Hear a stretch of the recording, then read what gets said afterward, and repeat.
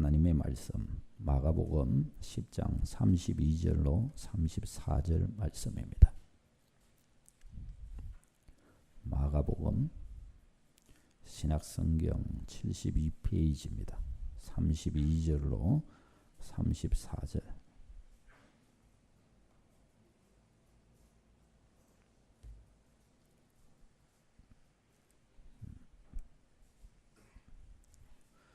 다 같이 읽도록 하겠습니다.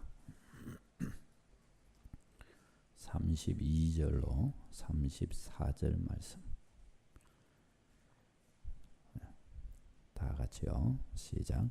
예루살렘으로 올라가는 길에 예수께서 그들 앞에 서서 가시는데 그들이 놀라고 따르는 자들은 두려워하더라.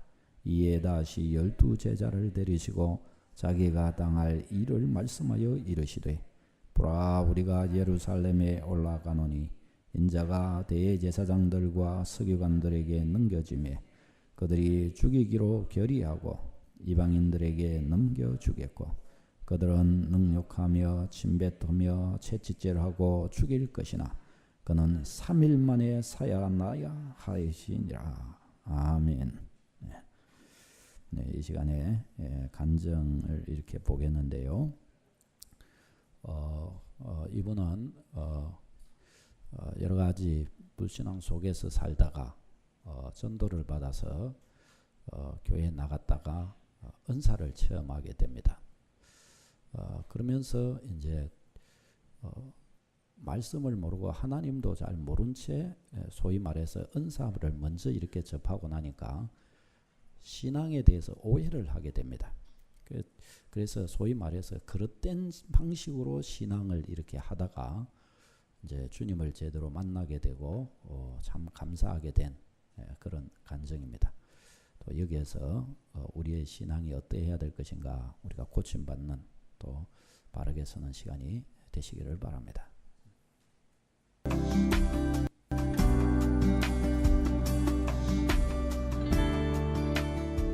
안녕하세요. 춘천 한마음교회 곽희순입니다. 성경 말씀에 소경이 소경을 인도한다는 말씀 있잖아요. 제가 딱 그런 사람이었어요. 제가 너무나 신비한 체험을 하고 그것에만 매달려 살면서 제 신앙이 최고인 줄 알고 살다가 부활하신 예수님을 만나 이제는 영원한 나라를 소망하며 달려갈 수 있게 된 간증을 나누려고 합니다.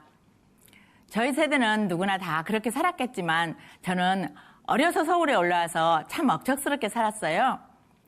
어린 시절 일거리를 찾아 시장에 나가 보았는데 처음 눈에 들어오는 곳이 구루마에 냉차를 싣고 다니는 아저씨였어요. 제가 그 아저씨에게 냉차를 한번 팔아보겠다고 했더니 아저씨는 컵에 냉차를 담아 쟁반에 올려주고는 팔아오면 냉차도 주고 돈도 주겠다고 하더라고요. 그래서 저는 냉차 쟁반을 들고 열심히 시장 바닥을 휘젓고 다녔습니다. 그렇게 저의 서울 생활이 시작되었죠. 옷을 만드는 공장이나 식당 일 등 안 해본 일이 없을 정도로 닥치는 대로 일을 하면서 떡순이라는 소리를 참 많이 들었어요. 그러다 일을 하게 된 직장의 사모님을 따라 우연히 교회를 다니게 되었는데요.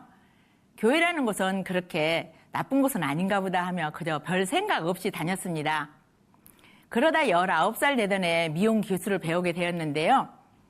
몇 년간 미용 실습을 하고 난 후 제 스스로 미용실을 차렸을 때는 정말 꿈만 같았어요. 그렇게 개업을 하고 교회를 바라보는 제 시선은 완전히 달라졌죠.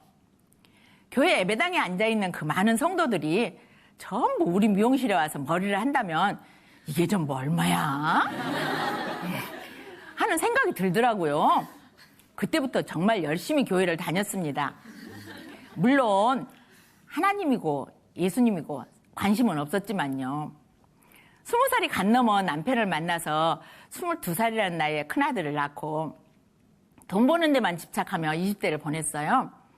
돈을 버느라 마음에 여유가 없는 상태에서 27살에 둘째 아들을 낳았는데요.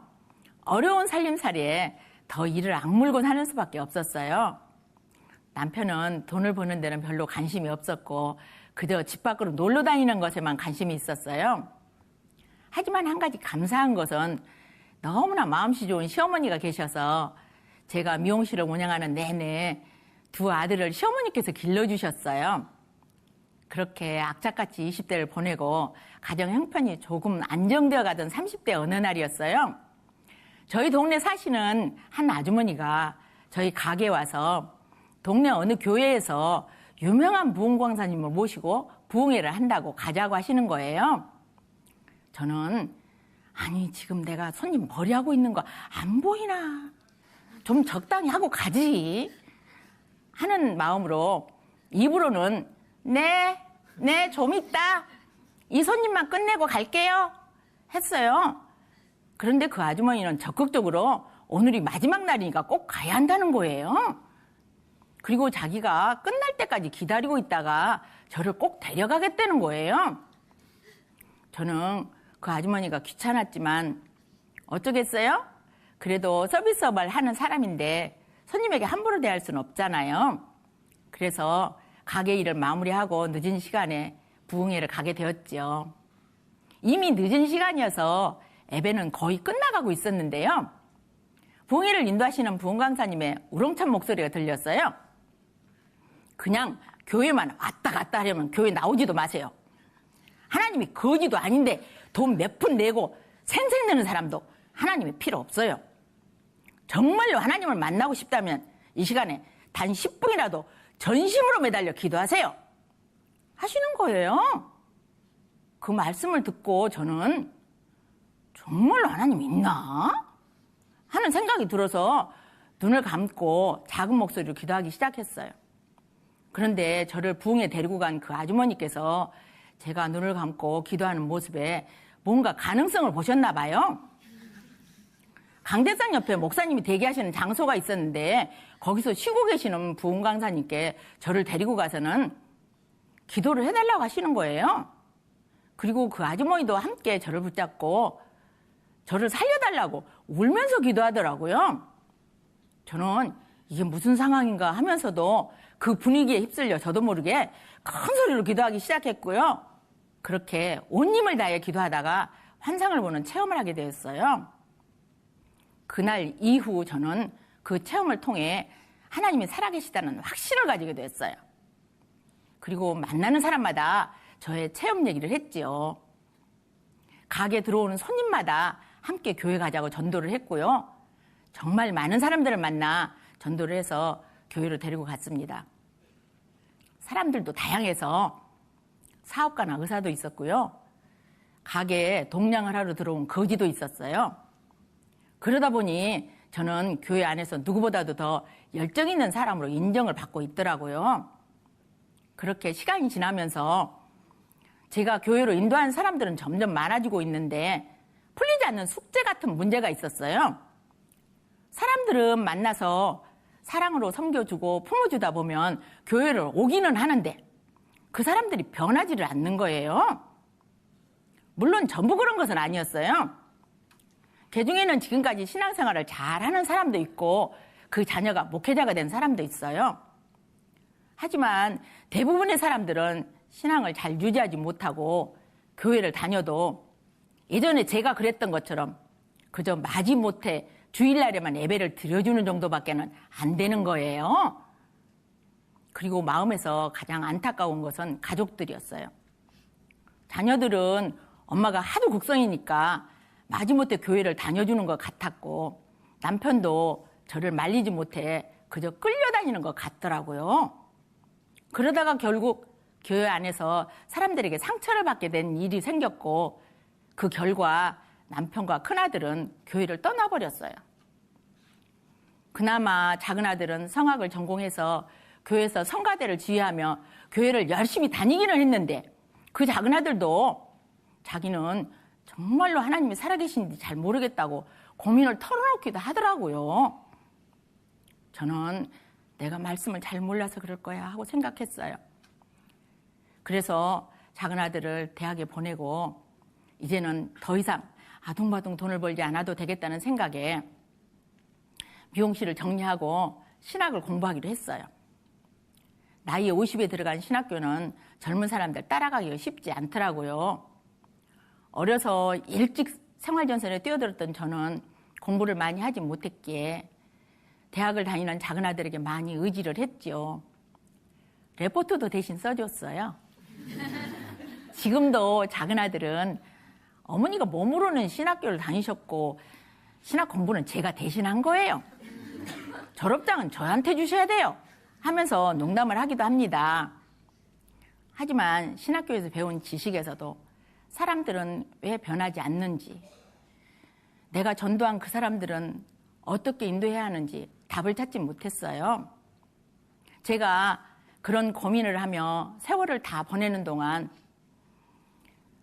가정을 잘 돌보지 못했어요.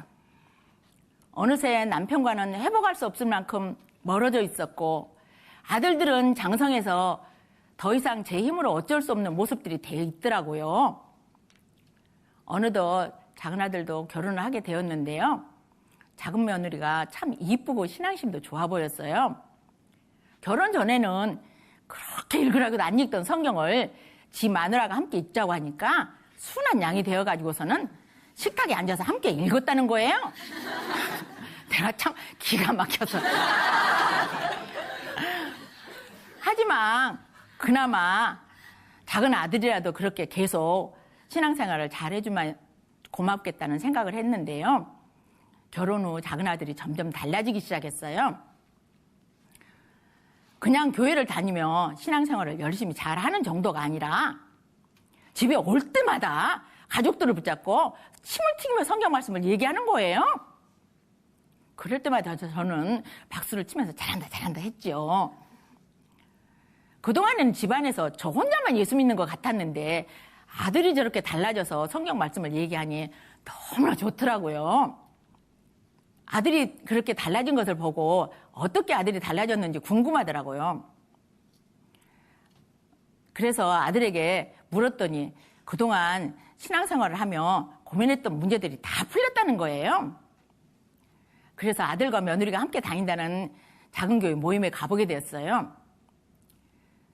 젊은 사람들이 모여서 세상적인 다른 얘기 하나도 없이 예수님에 대해서만 이야기하는 모습들이 참 보기 좋았어요. 모임을 인도하는 인도자는 저에게 어머님은 어떻게 예수님을 믿게 되셨어요? 하고 묻는 거예요. 저는 그래서 신이 나서 제가 젊은 시절 체험했던 놀라운 체험들을 이야기했죠. 처음 부흥회 가서 환상을 본 것부터 시작해서 전도하던 중에 치유의 역사가 일어났던 일이라든지 제가 젊은 시절 얼마나 열정적으로 신앙생활을 해왔는지를 말했어요. 제 얘기를 다 듣고 있던 인도자는 저에게 어머님의 신앙생활이 전부 좋은데요. 딱 한 가지 아쉬운 게 있네요 하는 거예요. 저는 처음에 무슨 말을 하는지 몰라서 머리를 갸우뚱했는데요. 제 신앙생활에 체험은 있는데 복음은 없다는 거였어요. 그 소리를 듣는데 기분이 나쁘더라고요. 그토록 열심히 했던 신앙생활이 전부 잘못되었다고 하는 소리로 들려서 너무 화가 나는 거예요. 그래서 그 교회 목사님 만나봐야 되겠다는 생각을 했어요. 아들을 앞장 세우고 춘천 한마음 교회를 찾아갔는데요. 그날 목사님이 안 계시더라고요. 그래서 교회에서 마련되어 있는 숙소에서 하루를 지내며 목사님을 기다렸죠. 결국 목사님을 만나게 되었는데요. 그날은 그동안 제가 영적 소경으로 살았던 저의 눈이 뜨는 정말 잊지 못할 날이 되었습니다. 저에게 목사님은 예수님에 대해 물으셨어요. 예수님이 누구시죠? 저는 하나님이요 했죠. 그랬더니 하나님이신 예수님이 왜 기도하셨을까요? 하고 묻는 거예요. 순간 대답할 말을 찾지 못하고 멍해져 버렸습니다. 그렇게 그동안 한 번도 제대로 고민해보지 않았던 예수님은 누구신가 하는 질문으로 시작해서 그동안 저의 신념으로 세워놓았던 탑이 와르르 무너져 버렸습니다. 그동안 내가 믿는다고 했던 예수님, 그분이 누구신지, 왜 그분이 하나님이신지, 믿는다는 것이 무엇인지 모른 채 그저 제가 겪었던 신비한 체험이 복음 위에 올라가 있었어요. 그날 밤 목사님은 댁으로 돌아가시고 함께 잠을 자게 된 교회 자매와 말씀 교제를 했는데요. 예수님에 대해 들으면서 그동안 내가 믿는다고 했던 예수님, 그분과 상관없이 내가 주인돼요. 내가 하나님이 돼요. 교회 안에서도 내가 최고라고, 내가 가장 열정적이고 열심 있는 성도라고 교만해 있던 저의 신앙의 실체를 알게 되었습니다. 바로 이 예수님이 하나님이시라고. 예수님을 마음의 주인으로 모셔야 한다고. 예수님을 믿으라고 보여주신 것이 부활의 표적이었어요. 부활을 통해서 십자가를 보니 하나님이 나를 위해 죽어주셨더라고요. 전능하신 하나님이 정말로 하늘 보좌를 버리시고 이 땅에 사람을 오셔서 내 죄를 위해서 죽으시고 부활하신 거예요. 신앙생활에서의 체험은 회개하고 예수님을 믿는 사람들이 주인 되신 예수님과 함께 더불어 먹고 살면서 함께 한 것이 진짜 체험이더라고요.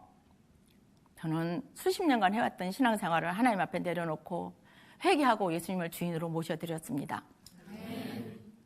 마태복음 7장에서 나더러 주여 주여 하는 자마다 다 천국에 갈 것이 아니라고 하셨잖아요. 저는 수많은 체험이 있었기에 제 신앙이 잘못되었다고는 생각하지 않았어요. 복음은 처음 교회에 나온 사람들에게 초보적으로 가르쳐야 할 내용이라고 생각했어요. 제 신앙의 문제는 바로 이 복음이 정확하지 않았던 거더라고요. 복음을 정확히 알게 되고 나니까 그동안 전도를 하고도 잘 인도해 주지 못해서 여전히 방황하는 사람들이 모두 생각이 나고 그들에게 정말 미안하더라고요. 그래서 한 사람 한 사람 연락을 해서 다시 복음을 전했습니다. 제 나이가 항원에 접어들었지만 제 인생은 참 많이 달라졌어요. 그동안에는 예수 믿는 사람이 왜 저래? 하는 소리를 듣지 않기 위해 얼굴에 가면을 쓰고 살았던 것 같아요. 그렇게 힘들게 나 자신을 가리면서 살다가 결국에는 참다가 터져버리면 아무도 말리지 못하는 폭탄이었는데 그랬던 제가 이제는 자연스럽게 마음의 평안을 찾고 용납하고 살게 되더라고요. 평생을 돈 버는 일과 전도하는 일밖에 몰랐던 저는 뒤늦게 멀어져 버린 남편과의 관계를 회복하고 싶었는데 이제는 정말로 잘 섬겨야겠다고 마음먹고 나니 남편이 전립선 암에 걸렸다는 것을 알게 되었어요. 병이 발견되었을 때는 이미 치료할 시기를 놓쳐서 어찌할 수 없는 상태가 되어버렸지요. 하루하루 병이 악화되어 가고 몸이 쇠약해진 상태에서 남편은 화장실에서 넘어져 병원에 입원해서 꼼짝없이 누워서 지내게 되었어요. 그런데 그때부터 저와 남편의 인생 역전이 펼쳐졌지요. 남편은 병으로 인해 마음이 낮아지고 저는 복음으로 인해 남편을 용납하고 사랑하게 되니까 비록 몸을 잘 가누지 못하는 남편이지만 너무도 사랑스럽게 보였고요. 정말 성심성의껏 섬겼습니다. 결혼하고 한 번도 들어보지 못한 여보 사랑해라는 말도 들었고요. 스스로 일어날 힘이 없어 제가 안아서 일으킬 때마다 슬쩍 제 볼에 뽀뽀도 하더라고요. 통증이 있을 때마다 아픈 부위에 손을 얹고 주여 통증을 없애소서 하면 스르르 잠이 들곤 했습니다. 병원에 입원해 있는 동안 교회 지체들이 거의 매일 찾아와서 간식을 먹여가며 복음을 전해주었는데요. 그런 지체들을 통해 남편의 마음은 활짝 열렸고 결국 회개하고 예수님을 주인으로 모셔드렸습니다. 병실에 찾아오는 지체들에게 항상 더 활짝 웃어 보여주었어요.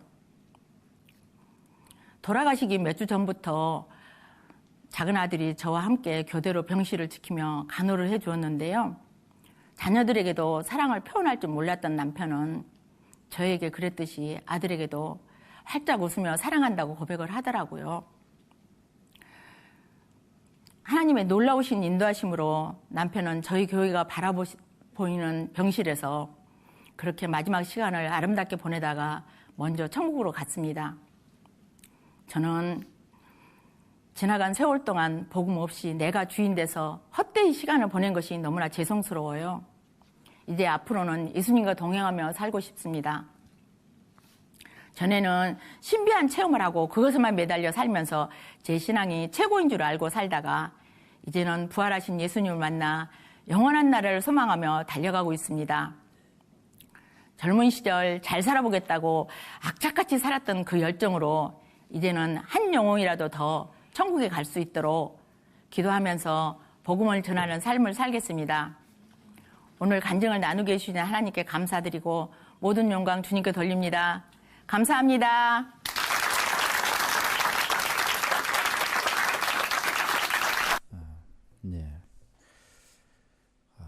배울 것들이 참 많죠. 이걸 이렇게 들어보면서 제가 말로서 다 설교하지 못하고 가르치지 못한 것이 저분들은 이거 어떤 면에서 요거 한 번의 어떤 짧은 시간의 간증이지만 저분들이 지금까지 평생을 살아오면서 겪은 인생 속에서의 복음이에요. 저게 그런 의미에서 저는 너무 가치 있다고 생각이 들고요. 그리고 이런 것들을 소위 좀 풀어내는데 굉장히 복음적으로 풀어낸다고 생각이 듭니다. 여기에서도 저 이제 어머니가 간증을 이렇게 하시는데 복음의 핵심을 놓치고 나는 신앙생활을 했다라고 그렇게 말씀하시죠. 요겁니다. 요거 결국은 요거죠. 나는 막 굉장히 헌신적이었고 복음도 열심히 전하기도 했고 그랬지만 정작 주님은 내 인생의 주인 되지 못하셨다. 그걸 딱 가지고 늦게 그걸 깨달은 거야. 사건 사고들을 이리 치고 저리 치고 하는 사이에 그걸 딱 깨닫고 진정한 복음 안으로 들어가자 진짜 자기 영혼이 바뀌어버린 거야. 진짜 영혼이. 그 전까지는 어떤 면에서 자기의 영혼 자체가 바뀐 것은 아니었어요. 그렇죠? 저분 자신이, 우리는 잘 모르지만 저분 자신이 그렇게 말을 하니까 그렇잖아요. 우리가 꼭 나이가 많이 들어서야 인생에 치고 치어봐야 그런 주님을 만나게 되는 것이 아니라 내 마음의 문을 활짝 열고 예수 그리스도를 진짜 내 인생의 주인으로 모신다면 그때부터 역사는 일어납니다. 아멘. 그때부터 되는 거예요. 그때부터. 여러분 믿음의 걸음을 이렇게 걸어오시는데 저는 우리 성도님들은 모두가 다 정말 내 인생의 주인으로서 합당하고 주인 되신 바로 그 주님과 함께하는 걸음이 다 되시기를 바랍니다.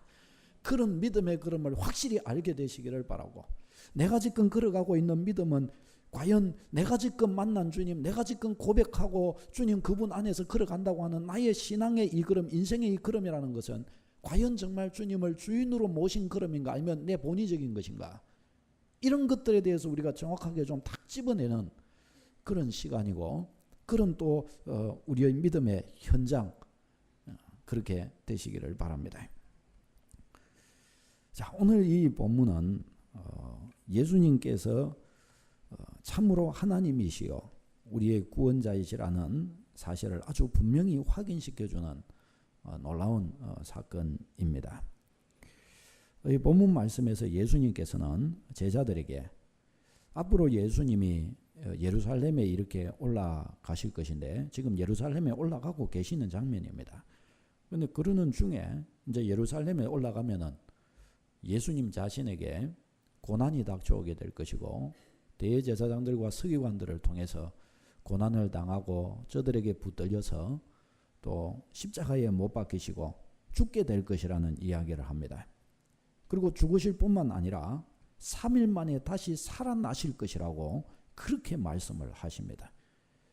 이것은 예수님이 고난당하고 죽으시기 전에 이미 예언하신 말씀입니다. 근데 오늘 이 본문 말씀은 마가복음에 보면 예수님께서 이 사실을 3번에 걸쳐서 말씀하셨습니다.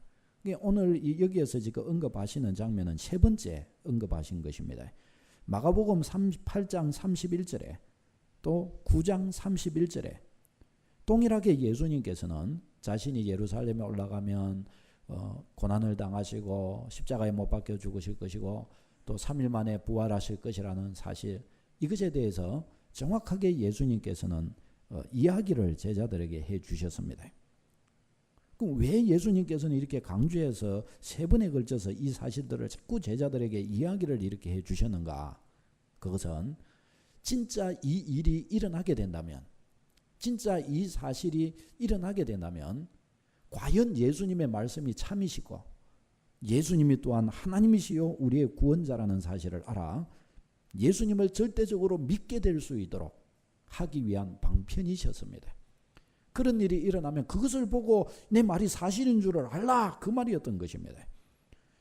그리고 예수님께서 실제로 예루살렘에 올라가셨을 때 어떤 일이 일어나게 됩니까? 실제로 참으로 예수님께서 대제사장들이 파송한 자들에게 붙들리고 로마 병정들에게 채찍질 당하시고 신문을 받게 되십니다. 그리고 예수님께서는 이제 사형언도를 받아 십자가를 지게 되시고 십자가에 못 박혀 죽으시게 됩니다. 자, 이제 여기에서 참 중요합니다.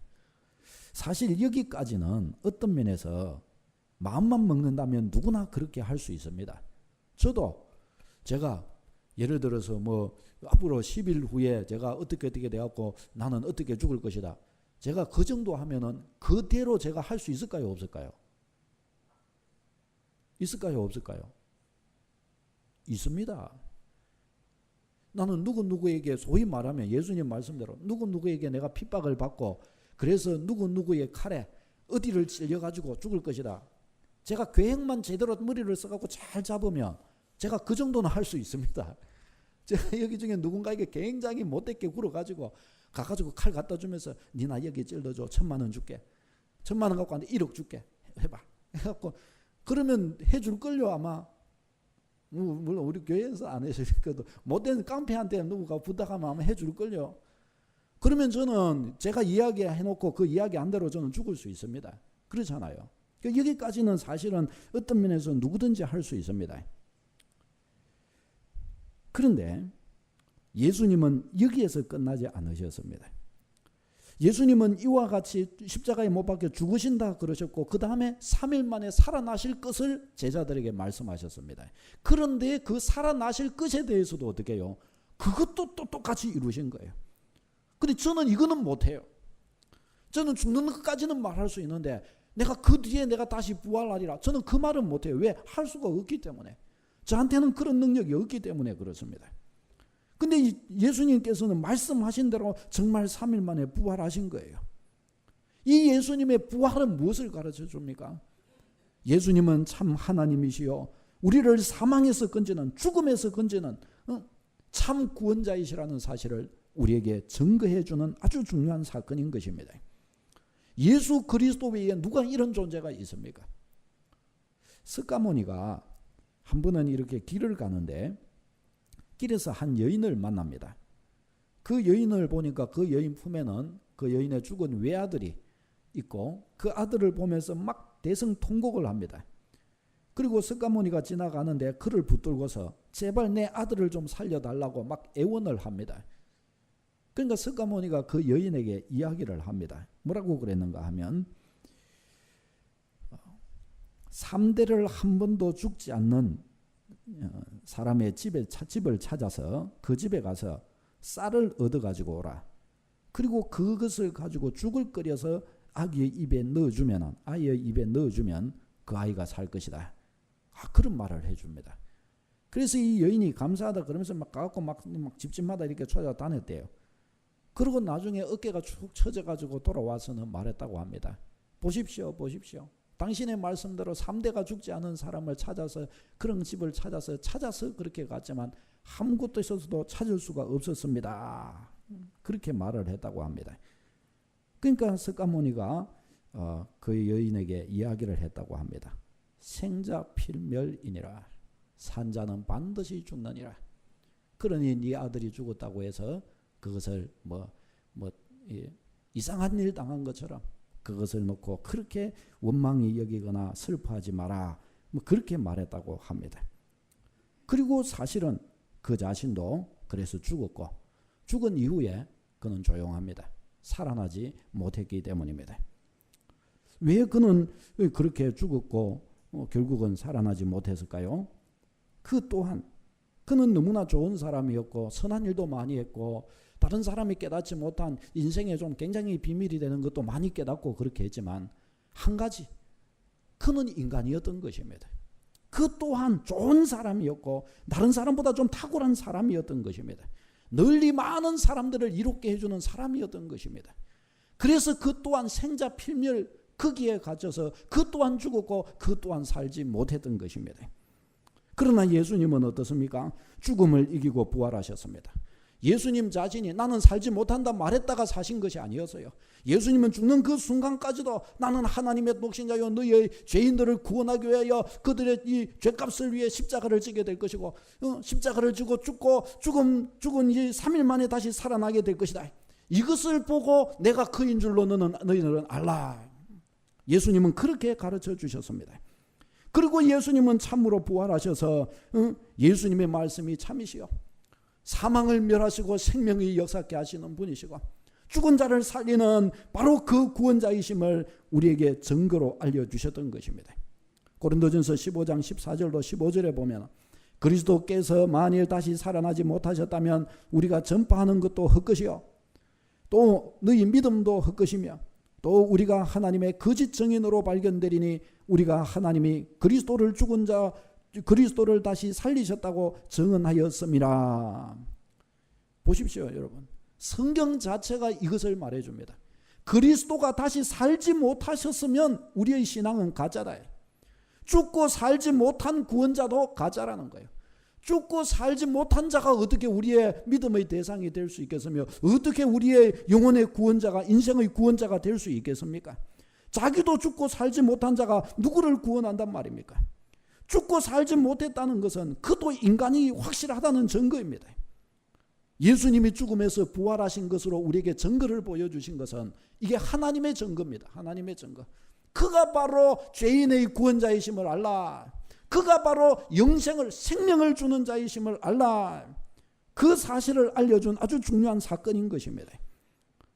부활을 통해서 왜 예수님을 믿어야 하는지 정말 예수님이 믿을 만한 분이신지를 확인시켜 주셨던 것입니다.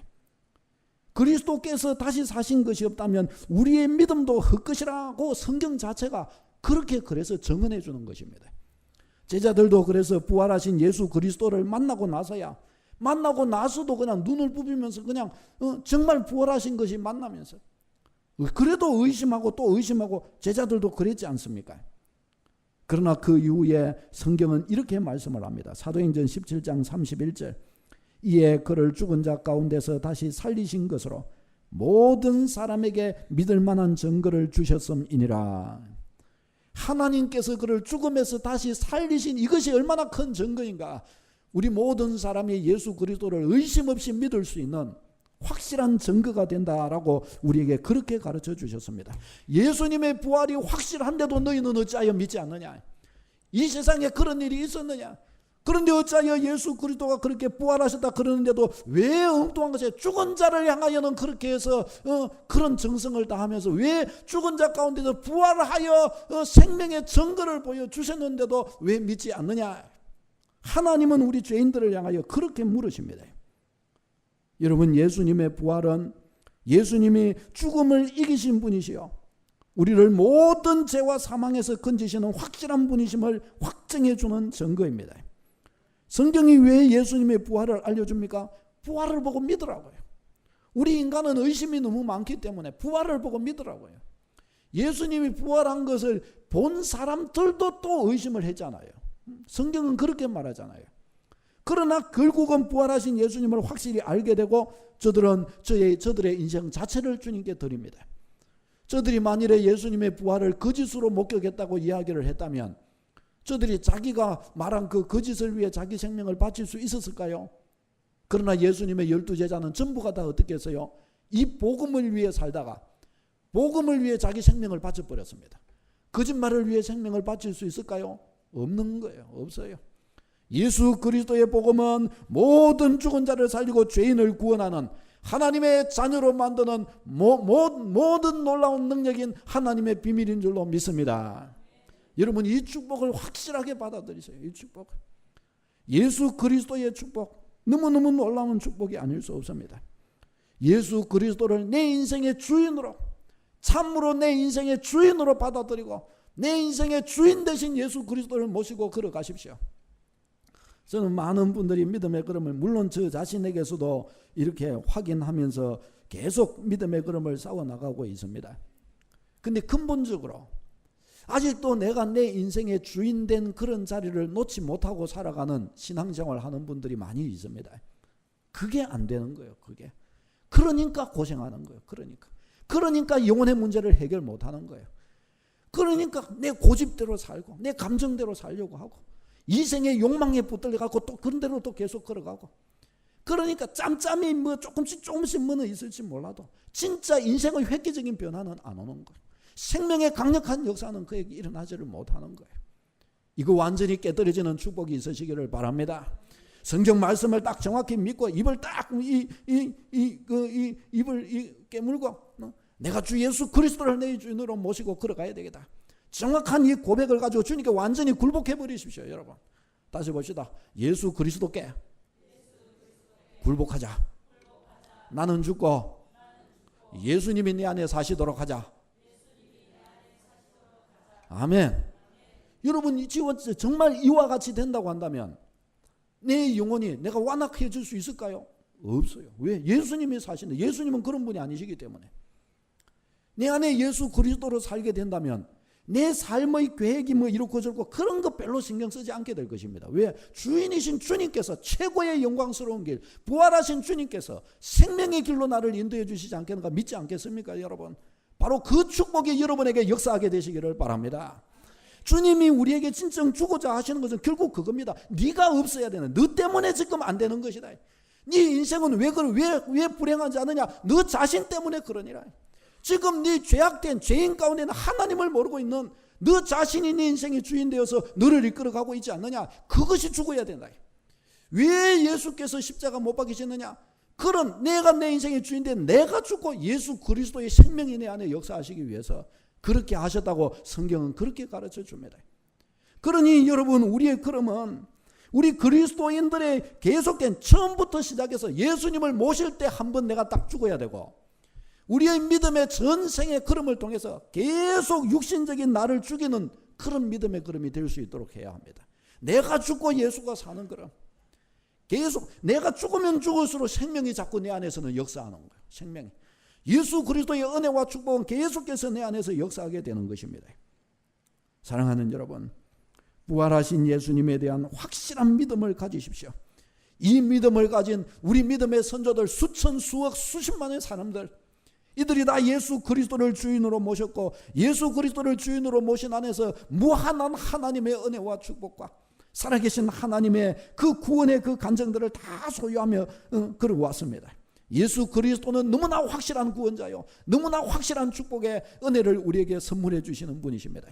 예수 그리스도를 믿는 나나 그분께 굴복하지 않는 것이 문제지, 그분께 내 인생을 굴복하는 이마다 모든 사람들이 다 이 구원의 놀라운 은혜를 맛본 줄로 믿습니다. 이 놀라운 구원의 은혜, 이 놀라운 구원의 은혜예요. 여러분 예수님이 죽고 살지 못한 분이시라면 아무리 잘 믿어도 헛수고에 불과합니다. 믿는다고 할 때 믿음의 대상이 정말 믿을 만한 분인지 확인하는 일은 너무나 중요합니다. 이것을 확인하지 않고 그냥 사람 말만 듣고 무턱대고 그냥 믿으니까 어떤 일이 일어나요? 나무 밑에 가서 빌고 해와 달과 별한테 가서 빌고 사람이 만든 동상 앞에 가서 절하고 정깨나 사람한테 가고 저 엽전 던져갖고 정깨나 내가지고 보고 쌀 갖다가 쌀 푹 뿌려놓고 그 개수 세면서 또 그거 갖고 또 정깨나 쳐가지고 하고 얼마나 불행해요. 얼마나 불행해요. 믿을 만한 대상을 보고 딱 믿을 줄 알아야 되는 것입니다. 예수님은 부활하셨기 때문에 우리를 사망에서 건지신 참 믿음의 대상이 되시는 줄로 믿습니다. 생명의 역사를 일으켜 주시는 거예요. 여러분 성경은 예수님을 모실 때 어떤 은혜를 부어주신다고 약속하고 있습니까? 약속이 있어요. 약속이. 뭐라고 그러느냐? 가장 중요한 거 생명을 주신다고 말씀을 합니다. 다른 말로 구원해 주신다. 천국을 선물로 주신다고 약속했습니다. 누가요? 부활하신 예수님께서. 아멘. 부활하신 예수님께서 천국을 선물로, 생명을 선물로 주신다 그러셨어요. 요한복음 10장 10절 말씀 우리 주부에 같이 읽어보도록 하겠습니다. 요한복음 10장 10절 시작. 도둑이 오는 것은 도둑질하고 죽이고 멸망시키려는 것뿐이요 내가 온 것은 양으로 생명을 얻게 하고 더 풍성히 얻게 하려는 것이라. 양으로 생명을 얻게 하고 더 풍성히 주기 위하여 내가 왔느니라. 예수님은 정확하게 그렇게 말씀하셨습니다. 생명을 부어주시는 거예요. 생명을 주시는 거예요. 삶이 고단합니까? 생명을 주시는 주님을 의지하고 생명을 주시는 주님을 의탁하십시오. 진심으로 예수 그리스도를 의탁하십시오. 역사가 그러면 일어나는 거예요. 정말 주님을 의탁하는지 확인해야 합니다. 그 다음에 예수 그리스도를 모실 때 어떤 역사가 있느냐? 마귀의 결박이 완전히 끊어진다는 사실을 가르쳐 줍니다. 마귀의 결박이 끊어집니다. 예수 그리스도는 마귀의 일을 면하는 분이시라고 성경이 가르쳐 줍니다. 요한일서 3장 8절 읽겠습니다. 시작. 죄를 짓는 자는 마귀에게 속하나니 마귀는 처음부터 범죄함이라. 하나님의 아들이 나타나신 것은 마귀의 일을 멸하려 하심이라. 아멘. 마귀의 일을 멸하려 하심이라. 누가요? 하나님의 아들 예수 그리스도 마귀의 일을 멸하시려 함이라 라고 가르쳐 줍니다. 여러분, 왜 마귀의 일을 멸해야 합니까? 마귀의 일을. 요한복음 10장 10절 앞에서 읽은 말씀이 뭐라고 그래요? 도둑이 오는 것은 도둑질하고 죽이고 멸망시키려는 것이라 라고 그렇게 말씀을 하지 않습니까? 이 도둑을 결국 누구를 비유한 것이냐? 마귀와 그의 쫄개 귀신들을 비유한 것이에요. 그러니까 귀신들이 온 게 뭐냐? 죽이고 멸망시키기 위해서 왔다는 거예요. 죽이고 멸망시키기 위해서. 여러분, 사람들이 의외로 이거 잘 모릅니다. 귀신이 왜 왔냐? 죽이고 멸망시키려는 자라는 거예요. 죽이고 멸망시키려는 자.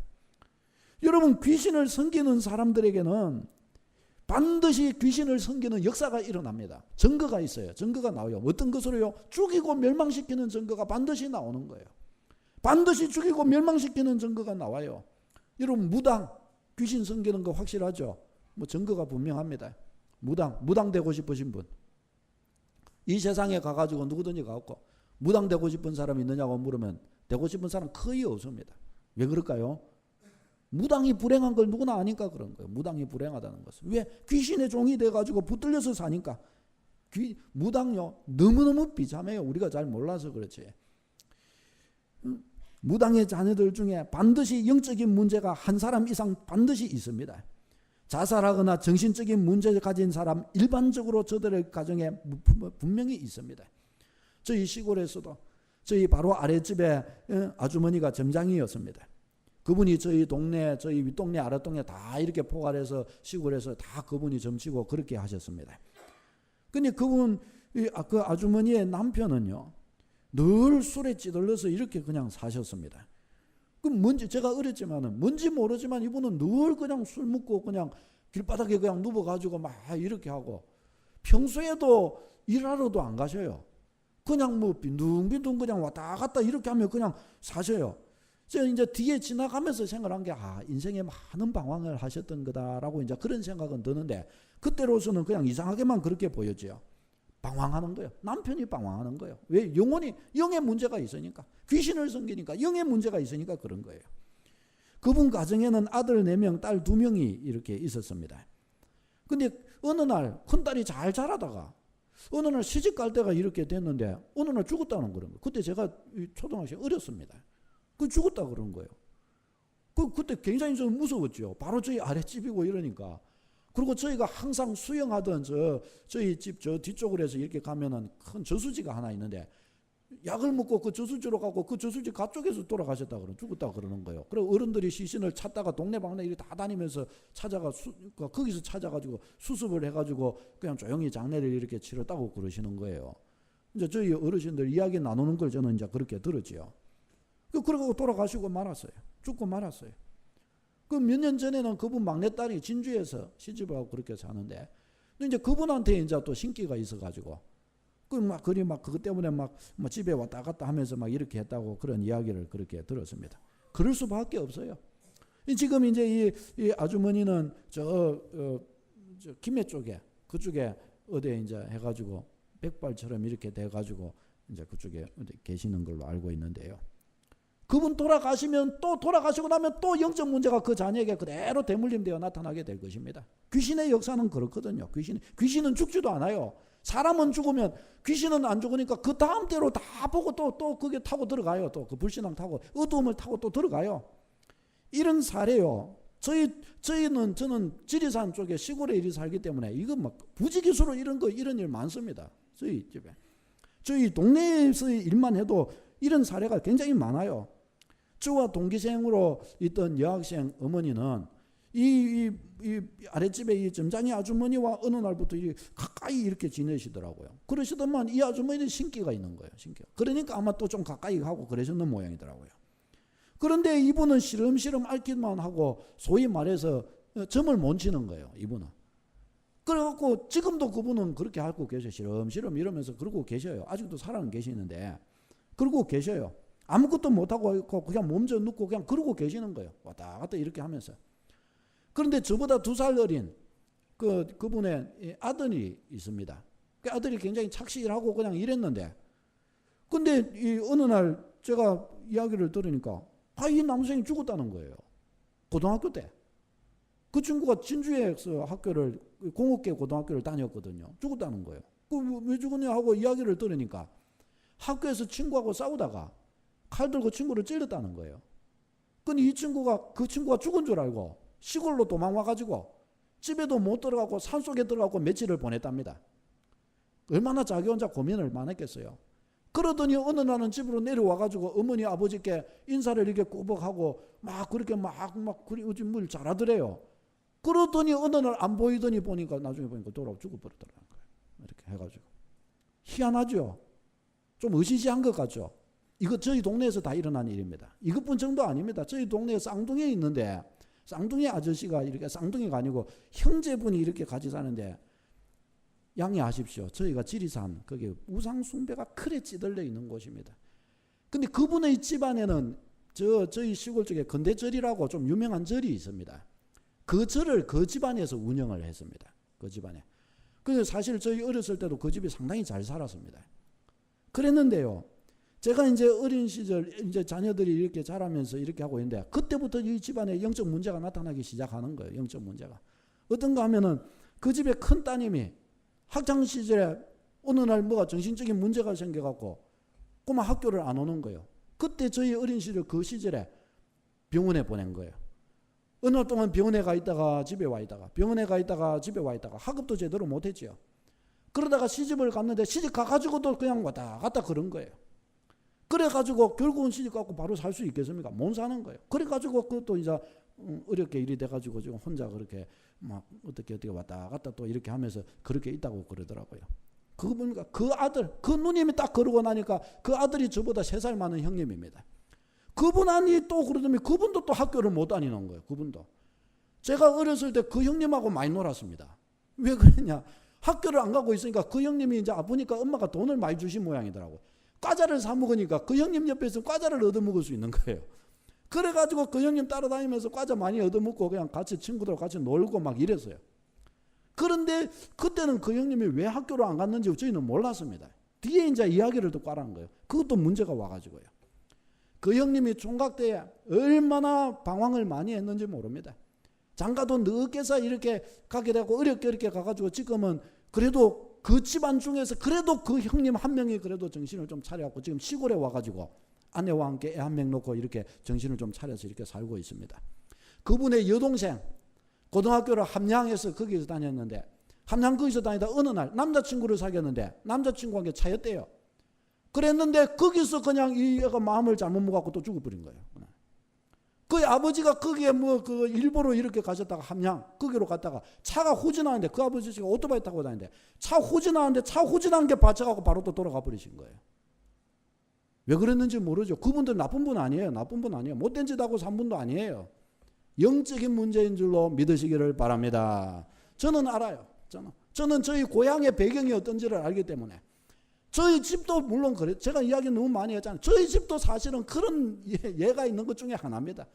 저희 아버지 그렇게 불신앙하고 그렇게 저희 예수님 믿는 큰 집 박해하고 이러면서 제사 다 가지고 와서 지내고 이러다가 독사에 물리셔가지고 그것도 너무 성경적이죠. 독사에 딱 물리셔갖고 그래가지고 몸져 누우셔갖고 결국은 저희 집안 거들나고 막 그러면서 저희 집에도 복음이 전해지게 된 거예요. 완전히 쓰러지면서 완전히 한 대 먹은 거죠. 완전히 한 대 먹은 거예요. 그러면서 저희 집에도 복음이 전해진 거예요. 이런 예도요. 이거 외에도 그 동생 집안도 똑같습니다. 거의 비슷해요. 그 동생 집안은 시집장 간 사람이 없어요. 다 그리 영혼이 방황한 거예요. 다 영혼이 방황. 아직도 그 근대절은 그 시골에 다 있어요. 그 유명한 절도 있습니다. 왜 그래요? 영적인 문제입니다. 영적인 문제. 영적인 문제 이거 해결 안 하면 그 집안 계속 그럴 겁니다. 어르신들 돌아가시면 그 자녀들은 괜찮을까요? 자녀들도 그 뿌리 그대로 연결되고 맙니다, 여러분. 이게 영적인 문제입니다. 영적인 문제. 저분들이 잘못해서 그런 거 아닙니다. 귀신이 영적으로 무지한 영혼을 노리게 삼고 딱 있으니까 그걸 벗어날 수가 없어서 그런 것입니다. 귀신은 성경이 뭐라고 그래요? 죽이고 멸망시키는 자라고 그랬기 때문에 인간의 능력으로 그걸 어떻게 할 수가 없습니다. 사주팔자 그런 걸 벗어날 수가 없어요. 운명 벗어날 수가 없습니다. 때를 쓰고 하는데 아파지기 시작하는데 어떡합니까? 그걸 어떻게 할 수가 없다니까요. 그것을. 여러분, 우리 주변에 이런 귀신의 일이 얼마나 많이 역사하고 있는지 모릅니다. 우리 믿음의 백성은 이런 것들에 노출되거나 붙들리지 않도록 정말 제대로 좀 그렇게 서도록 해야 합니다. 여러분, 사람들이 귀신이 얼마나 위험한 존재인지를 모릅니다. 제가 지난주에 이제 신년도가 일이 됐잖아요. 이제 저는 운동을 하러 이렇게 가고 황년산 저기에 운동을 하러 이제 배드민턴을 하러 이렇게 갔는데 화요일 날 운동을 마치고 이제 이렇게 딱 나오려고 이렇게 하는데 사람들이 막 짐을 싸가지고 들어오는 거예요. 그럼 뭐냐 이렇게 하면서 뭐 그런 그냥 이렇게 별로 이렇게 봤는데 보자기를 이렇게 딱 푸니까 그 유명한 이래갖고 부단한 돼지머리 상 탁 펴놓더니 그 뭐 무슨 돼지 뭐 그 배드민턴 무슨 동호회 이래가지고 그게 딱 해가지고 그거 딱 만들어놓고 그 앞에 상 쫙 펴놓고 돼지 한 마리 그 가운데 딱 놓고 막 아주머니들이랑 남자분들하고 딱딱 가져온 거 하나씩 그 탁 놓더라고요. 그러니까 한 상 딱 차려지는 거예요. 그거 진구 그냥 거기 뭐 배드민턴 그냥 그거 뭐 대단한 동호회도 아니고 배드민턴 그거 그냥 배우고 교육받고 하는 이런 그냥 팀이에요. 그거야 그냥. 그런데도 한 해 시작했다고 그거 하더라고요. 고사 지내들 고사 돼지머리 갖다 놓고 그러면서 올해 이거 배드민턴 잘 치고 싶은 사람은 채 그 위에 올려놔라 하면서요 자기들끼리 막 그러더라고요. 저는 그걸 보면서 저 사람들 저게 뭐 하는 짓인지 알고 저리 할까, 저게 얼마나 위험한 일인지 저분들이 알고 저럴까. 영적인 걸 모르니까 그게 얼마나 위험한 일인지 저분들은 모르는 거예요.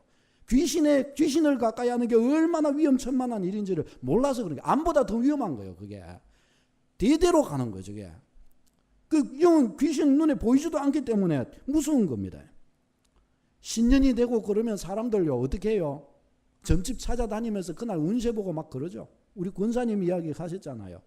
막 직장에 거기 한 분은 어머니 따라가가지고 그 점집에 가가지고 5만 원짜리 부적 여러 개, 어머니 뭐 25만 원어치, 자기 25만 원어치 사가지고 뭐 부적 여러 개 사고 갖다 붙여놨다는 그런 이야기도 그래 하시던데 그래요. 영적인 세계를 모르면, 예수님을 소위 말하면 똑바로 모르면 또 부적도 이런 거 사갖고 벼른박 붙여놓고 안심한다니까요. 그게 안심이 아니고 귀신 불러들이는 거죠. 귀신 불러들이는 거. 큰일 나는 겁니다. 사실은 영적인 걸 아는 사람한테는 이게 정말 위험한 것이에요. 그러니까 귀신 위험한 줄을 모르니까 어떻게 해요? 그거 갖고 와가지고 자꾸 뭐 해보려고 그러는 거예요. 그러다가 끝장나는 겁니다. 그러다가 왜 그런지도 모르게 끝장이 나는 거예요. 왜 그런지도 모르게. 이게 영적인 문제입니다. 예수 그리스도께서 오신 것은 뭐 때문에요? 마귀의 일을 멸하려 하심이니라. 아멘. 예수 그리스도는 마귀의 일을 멸하시는 분이라는 사실을 성경이 우리에게 너무나 확실하게 가르쳐 줍니다. 마귀의 일을 멸하시는 분이시라. 예수 그리스도 한 분 안에서 이런 귀신의 문제가 완전히 끝나는 거예요. 귀신의 문제가. 사탄의 문제가 완전히 끝나는 거예요. 영적인 문제가 끝나는 것입니다. 예수 그리스도를 아버지께서 왜 십자가에 못 박혀 죽게 하셨는가? 우리에게 귀신의 일을 멸하고 생명을 우리에게 주시기 위해서 그러셨다고 성경은 그렇게 가르쳐 주십니다. 나 한 사람이 예수 그리스도 모시는 이 하나 안에서 모든 영적인 문제가, 내 안에 있는 영적인 문제, 가정 안에 있는 영적인 문제, 가문 안에 있는 영적인 문제까지도 끝내는 역사를 주실 줄로 믿습니다. 믿음의 역사는 너무나 확실하고 너무나 큽니다. 내가 어떤 믿음을 가졌느냐에 따라서 내 영적인 문제가 끝나는 것이고, 가정의 문제, 가문 안에서도 나 한 사람이 예수님인데 가문에 있는 영적인 문제도 끝나는 거예요.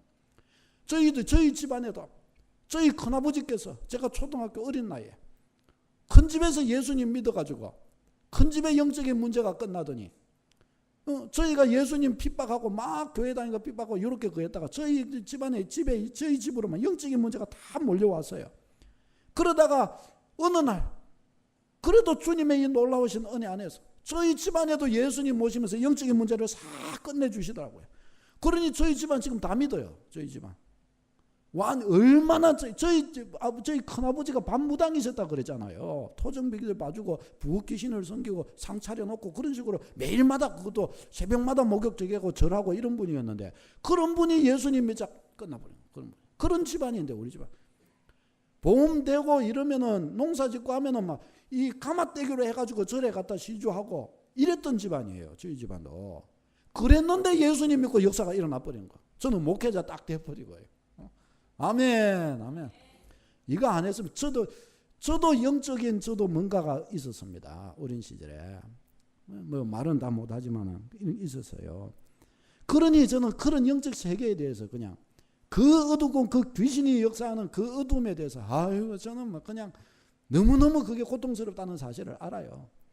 그냥 그런 거 조금만 막 제가 처음 예수님 믿었을 때 그런 불신앙의 그런 소위 귀신의 냄새가 조금만 나도 그냥 몸서리가 쪄서 아이고 주님 제가 무조건 제가 손들고 자문했습니다 이러면서 주님께 엎드리고요. 이런 일이 많아요. 그랬었어요. 왜? 다시는 그런 어둠의 자리로 안 가고 싶어서 그런 거 다시는 안 겪고 싶어서 그랬던 거예요. 그런 거 다시는. 그러니까 막 더 주님 앞에 매어 달려가고 기도하게 되고요. 더 주님께 엎드려서 주님 의지하게 되고 그러더라고요. 그걸 알게 되고 나니까 더 믿음으로 나갈 수 있게 되더라고요. 그것 때문에 더 주님의 은혜를 더 맛볼 수 있게 됐어요. 사랑하는 여러분, 예수 그리스도의 축복, 예수 그리스도 안에서 우리에게 주신 이 은혜가 얼마나 큰 선물이요 축복인가를 여러분 놓치지 마시기를 바랍니다. 요거 모르면 예수 그리스도의 축복을 잘 모르면 예수 그리스도를 제대로 못 보시는 거예요. 예수 그리스도의 이름 부르는 게 얼마나 놀라운 축복이고 얼마나 큰 능력인가를 잘 모르게 되는 거예요. 성경 보세요. 예수님 길 지나가시는데도 귀신 들린 자가 왔고 바로 거꾸로 져버리는 거예요. 예수님 한마디 하면 귀신 바로 도망가 버리는 거예요. 왜요? 예수 그리스도는 마귀의 일을 멸하시는 분이시기 때문에 이 놀라운 은혜의 역사가 거기에 나타나는 것입니다. 사랑하는 여러분, 이 축복 확실히 누리는 여러분 다 되시기를 바랍니다. 믿음의 걸음 정확하게 마음의 뜻을 정하고 귀신 쉽게 보지 마세요. 불신앙과 어둠의 일들 쉽게 보지 마세요. 성경에 보면은 출애굽기에 보면 이스라엘 백성이 애굽을 나와서 하나님이 약속하신 가나안 땅으로 이렇게 가잖아요. 이게 오늘날 우리의 영적으로 보면은 불신앙의 어둠의 마귀의 종로로 타고 살아가던 어둠의 사람이 어둠을 벗어버리고 하나님의 나라, 하나님의 백성의 길을 이렇게 가는 것을 영적으로는 말하는 거거든요. 근데 이스라엘 이 백성들이 애굽을 나와서 가나안 땅으로 나가려고 할 때 어떤 일이 있습니까? 애굽 왕, 이게 귀신이에요. 영적으로 하면은. 이게 이스라엘 백성들을 쉽게 놔줍니까? 안 놔줘요. 안 놔줘요. 10가지 재앙이 있을 때까지 끝까지 잡고 있습니다. 10가지 재앙 후에 내보내줘놓고도 어떻게 합니까? 나중에 군대 보내서 다시 따라옵니다. 홍해 안 건넜으면요 가나안 땅 앞에까지 갈 때까지 쫓아왔을 것입니다. 홍해 건넜으니까 망정이죠. 아멘. 우리가 세례를 받고 정확한 믿음의 고백 안에 주님 안에 딱 거하는 것이 세례를 받는 거거든요. 홍해 건넌 거거든요. 이때 귀신의 역사가 딱 끊어지는 겁니다. 그러기 전까지는 어떻게 해요? 끝까지 쫓아옵니다. 쫄개들 보내갖고 끝까지 잡으러 온다니까요. 계속 내 영은 어둠의 그것들에 끝까지 붙들리는 뭔가가 있는 거예요. 뭔가가. 그러니까 믿음 생활이 제대로 되지를 못하고 자꾸 이렇게 되는 것이에요. 완전히 이 은혜의 역사, 예수 그리스도의 축복의 역사, 홍해를 건너는 역사, 확실한 믿음의 역사가 여러분들의 영혼을 붙들어 주시기를 바랍니다. 기도하겠습니다.